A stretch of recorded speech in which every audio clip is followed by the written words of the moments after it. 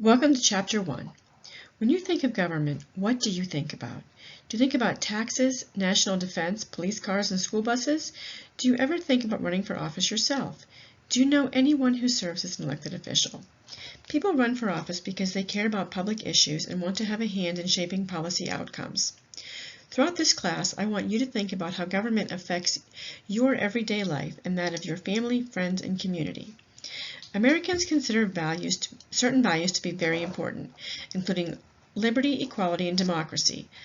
Both of the major political parties agree that these are important values, but they often disagree about what the values mean and what the government should do to protect them. So let's talk about government and how the different types are defined by power and freedom. Government refers to the formal institutions and procedures by which a territory and its people are ruled. Government is a system or organization for exercising authority over a body of people. A government's authority comes from the power that the people recognize as being legitimate. Government provides rules and institutions that shape the way politics operates, and to govern is to rule. In the history of civilization, governments have not been difficult to establish. The hard part is establishing a government that lasts and can maintain stability while promoting liberty, equality, and democracy. Governments are different in size, structure, and how they get things done. Although most people complain about something government did to them, or might do to them, almost everyone wants the government to do a great deal for them. We want national security. We want to be kept safe from terror attacks. We want safe highways. We want the snow plowed. We want national parks. We want a prepared military. And we want affordable colleges. It's hard to balance the wants and needs of the American public with what people are willing to pay in taxes, user fees, and tuition. Problems arise when people do not share the same priorities, and this results in conflict. Priorities are different in different parts of the country, different parts of the same community, and definitely in different parts of the world. There are two important questions to ask when determining how governments differ: who governs and how much government control is permitted. Governments differ by power and freedom. In some governments, power is held by a single individual, like a king or dictator, or by a small group of wealthy landowners or military leaders. This is known as an authoritarian government, and normally these people pay little attention to what the public wants or prefers. A totalitarian government is even more controlling, as they recognize no formal limits on their power, and they want to eliminate any institutions that might challenge their authority. Nazi Germany is a classic example of totalitarian rule. We live in a democracy, or actually in a republic. Our political system permits citizens to participate in the governmental process by voting, running for office, contacting their elected officials for assistance, and lobbying for changes in public policy. Under a democracy, constitutional government is the norm, where formal limits are placed on the powers of government through constitutions and statutes. Democracy assumes participation by the people and a willing consent of the people to accept and live by the actions of government. It also assumes the recognition of basic rights the government may not take away from citizens. These assumptions do not always hold, as some people may not participate, some people may be disenfranchised, and some may not willingly give their consent to be governed. Or they may also feel that government is trampling on their basic rights. A democracy is based on very different assumptions and practices than the authoritarian system. We are lucky to live in a nation which limits what governments can do and how they do it. Only 40% of the global population enjoy enough freedoms to be classified as living in a constitutional democracy. Beginning in the 17th century, two important changes began to take place in the character and conduct of governments. These changes eventually led to the United States of America. Governments began to acknowledge formal limits on their powers, and a small number of governments began to allow ordinary citizens the right to vote and to have a voice in public affairs. This transformation took place in two ways: the efforts to put limits on government and the effort to expand the influence of the people by giving them more access to government and to politics. In the broadest sense, politics refers to conflicts over the character, membership, and policies of any organization to which people belong. Howard Laswell, a famous political scientist, said it best when he said, "Politics is the struggle over who gets what, when, and how." Politics is not just conflict, it's also cooperation, negotiation, compromise, and choices related to leadership, structure, policies, and institutions. The goal of politics is to have a share or a say in the composition of the government's leadership, how the government is organized, and what its policies are going to be. Having a share of this power, having a share means that you have power or influence. Politics is shaped by the system of government in place, especially in democratic governments. A system of government in which the people select their representatives who make decisions like voting on public policies for them is called representative democracy or republic. That is what we have here in the United States.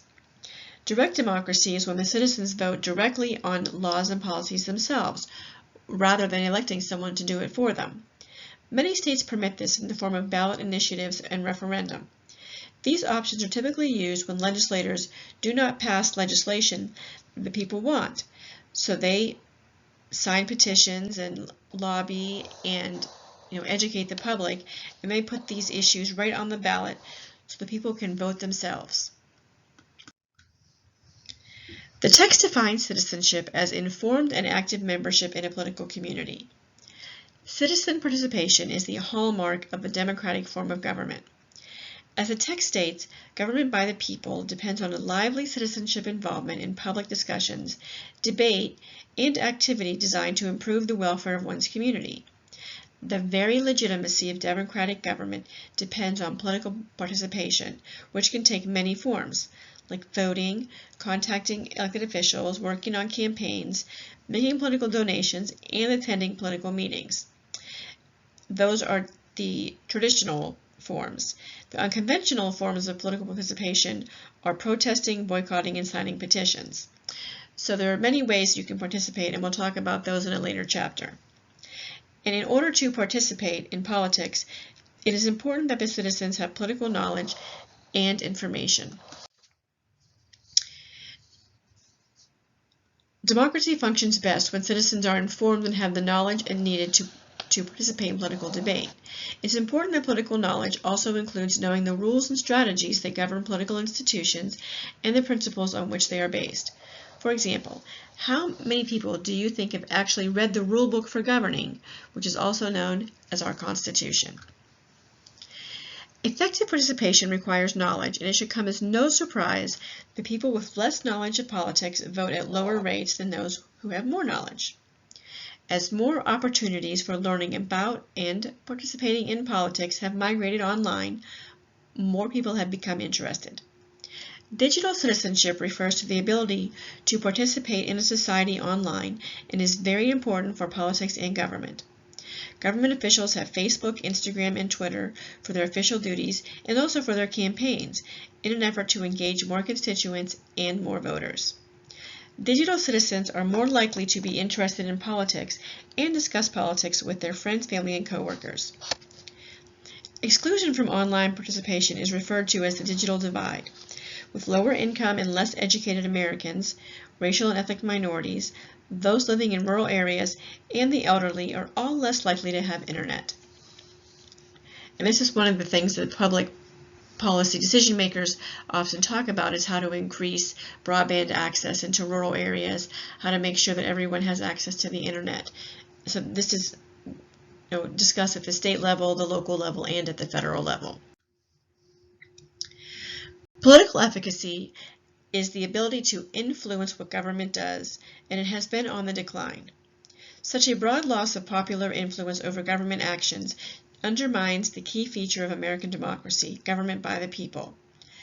In 1960, 25% of respondents said elected officials did not care what citizens thought. In 2015, it was almost 75% that felt the same way. This is bad for democracy. What is important is that citizens believe they have efficacy, not actually whether a particular person actually does. This is so because if people do not believe they have efficacy, they will not get involved. Getting involved may in turn lead to a given individual having more efficacy over time, after learning the ins and outs and what forms of communication are more effective than others. You should also note that having a sense of political efficacy is closely correlated to levels of education, with college-educated individuals having significantly higher levels of personal efficacy about politics. The identity of Americans has changed over time.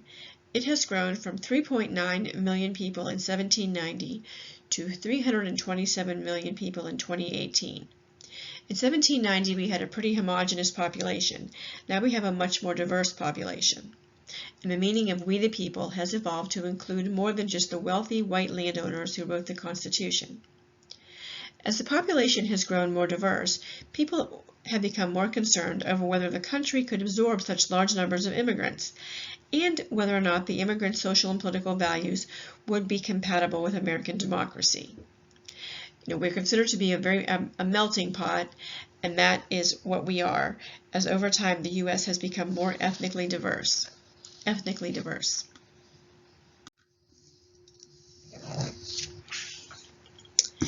A few fundamental values underlie the American system of government: liberty, equality, and democracy. These values are reflected in our founding documents, the Declaration of Independence, the Constitution, and the Bill of Rights. But no idea is more central to American values than liberty. Liberty means personal freedom and a government whose powers are limited by law. Liberty is the state of being free within a society from oppressive restrictions imposed by authority on one's way of life, behavior, or political views. The Constitution's first 10 amendments, known as the Bill of Rights, above all preserve individual personal rights and liberties. In fact, liberty has come to mean many of the freedoms guaranteed in the Bill of Rights: the freedom of speech, the right to assemble freely, and the right to practice religious beliefs without interference from the government. In addition to personal freedom, the American concept of liberty means economic freedom, which is linked to capitalism, free markets, and the protection of private property. Equality is the idea that all individuals should have the right to participate in political life and society on equivalent terms, the state of being equal, especially in status, rights, and opportunities. Americans place a high value on equality. Most Americans share the idea of equality of opportunity, where all people should have the freedom to use their talents to reach their fullest potential. There is some disagreement, however, on what constitutes equality of opportunity. In contrast to liberty, which requires limits on the role of government, equality implies an obligation of the government to the people. It's easier for Americans to make a clear distinction between political equality and social or economic equality. Political equality refers to the right to participate on politics equally, based on the principle of one person, one vote. Broad support for this ideal has helped to expand the American political community and extend the right to participate in politics to everyone. In part because Americans believe that individuals are free to work as hard as they choose, they've always been less concerned about social or economic inequality. And having said that, Americans also tend to be less supportive than most Europeans of government action to ensure economic equality. Democracy means placing considerable political power in the hands of ordinary people. It is known as the system of government by the whole population through elected representatives. The essence of democracy is the participation of the people in choosing their rulers and the person's ability to influence what those rulers do. In a democracy, political power ultimately comes from the people. Popular sovereignty is the principle of democracy in which political authority ultimately rests in the hands of the people. In the United States, popular sovereignty and political equality make politicians accountable to the people, one of the bedrocks of our society. And majority rule means that the wishes of the majority determine what the government does. One easy way to think about this is that American politics are kind of like a sports game. Is whoever gets the most points wins. So if you have one more vote than the other guy, then your party has the majority. If you have one more vote than the other side, then your public policy wins over their public policy. So it's all about the numbers when it comes down to who's going to be in charge and who's going to make the decisions. Americans have long been reluctant to grant the government too much power. However, in 1933, the power of the government began to expand in response to the Great Depression, because the government needed to respond to societal needs. And prior to this, Americans were reluctant to grant that government too much power, but over time they also turned to government for assistance in times of need, like the Great Depression, and they've strongly supported the government in times of war. Once the government gains control over something, it's hard to get it back. So keep that in mind. As the government expands their authority, it's very, very infrequent that they ever diminish their authority. So today the national government oversees the nation's economy. It is the nation's largest employer. It controls the military and regulates social and commercial activities. State governments control things like driver's licensing, dog licenses, and whether or not you can serve whole milk in public schools. Public trust of government has declined. This is somewhat ironic as popular dependence on government has grown. The Americans' public view of government has turned more sour. The government needs the trust of its people in order to effectively function. People may refuse to pay taxes, join the military, and work for government agencies. Both economic and national security may be jeopardized as trust declines. In the early 1960s, 3/4 of Americans said they trusted government most of the time. By 2017, only less than 1/5 of Americans expressed the same sentiment. Trust hit high levels after the September 11th terrorist attacks, but then fell, and distrust influenced the presidential primary elections in 2015 and 2016. It's presidential election year again. Think about trust. Do you trust the government? Do you think the average American trusts it? And how is that going to affect the outcome of this election? So, in the presidential election of 2016, who participated? And we'll have a couple of slides to look at that. But one thing to keep in mind is that age is a very strong predictor of political participation. Elderly voters are typically more likely than young voters to vote, display a campaign button, yard sign or bumper sticker, donate to a candidate, party, or other group, talk about voting for or against a candidate or party, and they're more likely to go to political meetings, rallies, or speeches. Younger voters are more likely to participate as a digital citizen, although that participation is on the rise with other demographics.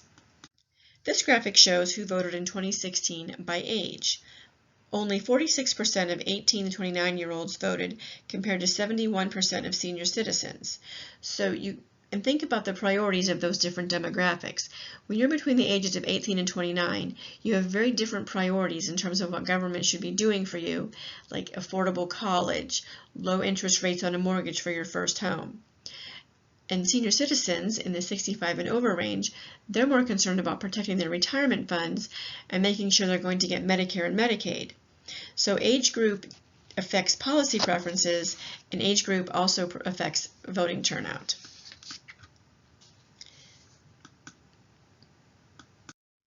The next slide shows who voted by income. As we discussed earlier in the chapter, people with higher incomes and arguably higher levels of education are more likely to vote. Take a moment to consider how this influences public policy decisions. Are elected officials more likely to listen to the concerns and policy preferences of higher income individuals because they are more likely to vote? And where does that leave lower income individuals and their preferences? Who's paying attention to those?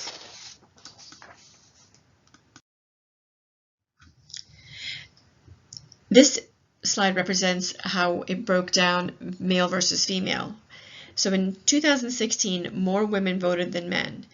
Do you think this was because there was a woman running for president that year?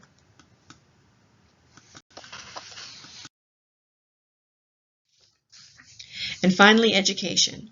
You can see that the more education someone has makes them more likely to vote. As we discussed earlier, more education equals more efficacy and a better understanding of how the system works and the importance of their role in it. So knowledge is power, especially when it comes to politics.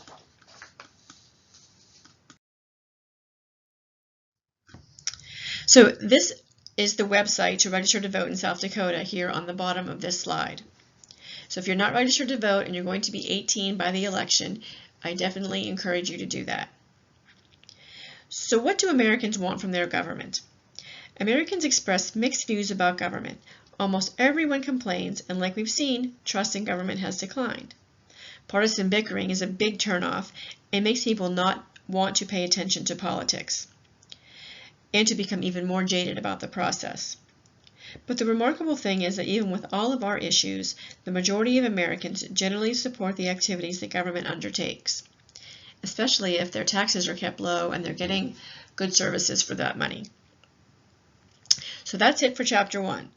Please let me know if you have any questions, and I hope you have a great week.